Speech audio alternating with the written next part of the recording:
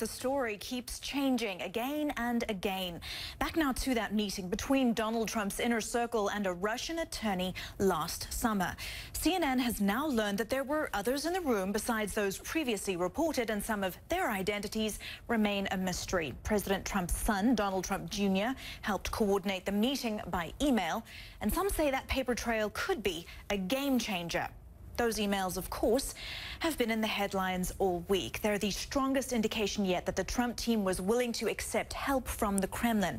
We want to remind you now about just how things unfolded. The New York Times first reported the story, and Trump Jr.'s response to it evolved with each passing day. By Tuesday, he released the email chain himself, setting off shockwaves.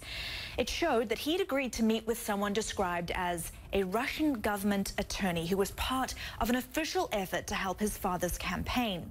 The fallout was swift and fierce. Hillary Clinton's former running mate didn't mince words.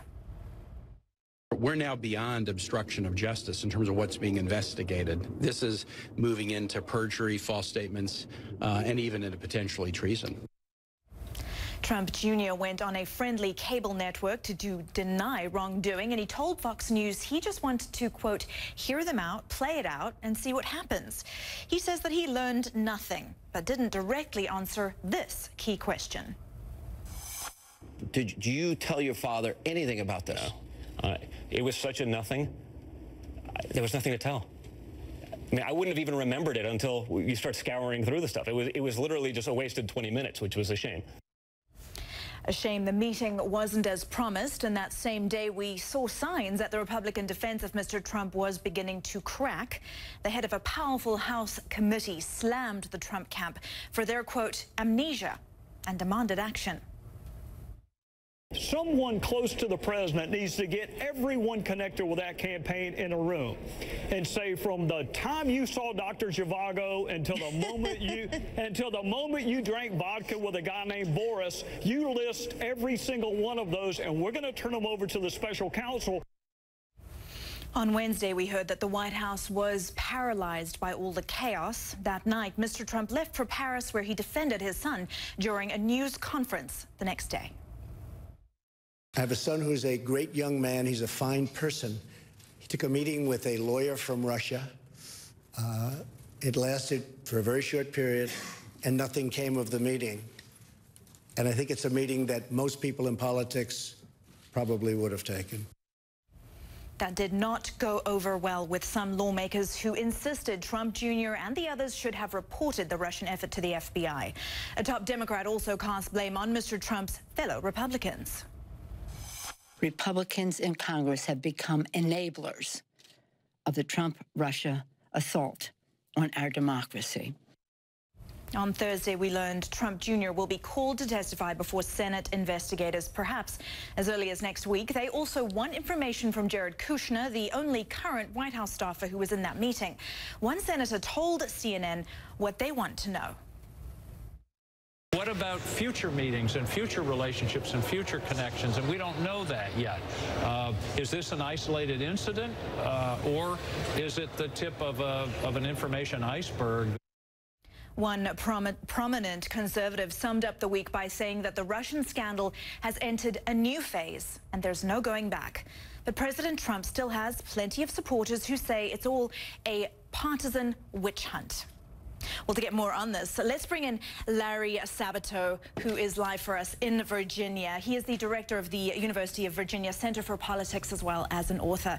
Thank you so much for your time, Larry. The story is obviously evolving rapidly, with new information coming forth every day about this June 2016 meeting. Is this latest information about this lobbyist, this American-Russian lobbyist that was in this meeting, is this a game changer? Well, it certainly has been, even for some conservative commentators and Trump supporters who've said that it's the first real direct evidence that there might have been some collusion, or that some key Trump people were seeking collusion with Russia to get information to use against Hillary Clinton.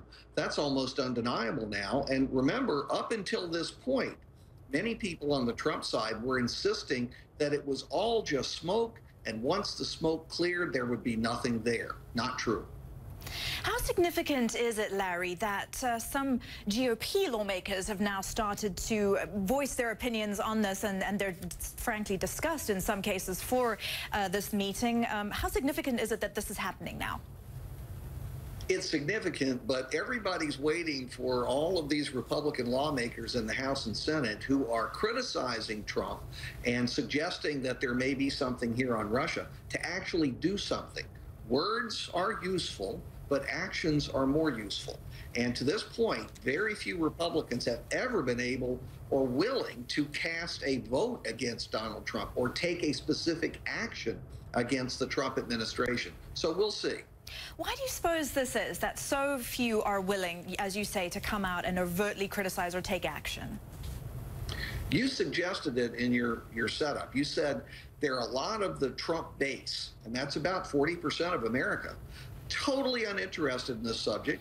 And even if there were photos of Vladimir Putin handing information to Donald Trump and Trump handing information back to Putin, they would dismiss it. They would ignore it. The reason those Republican lawmakers won't come out and do something is because they fear the Trump base in their own party primaries. They can lose their reelection races there.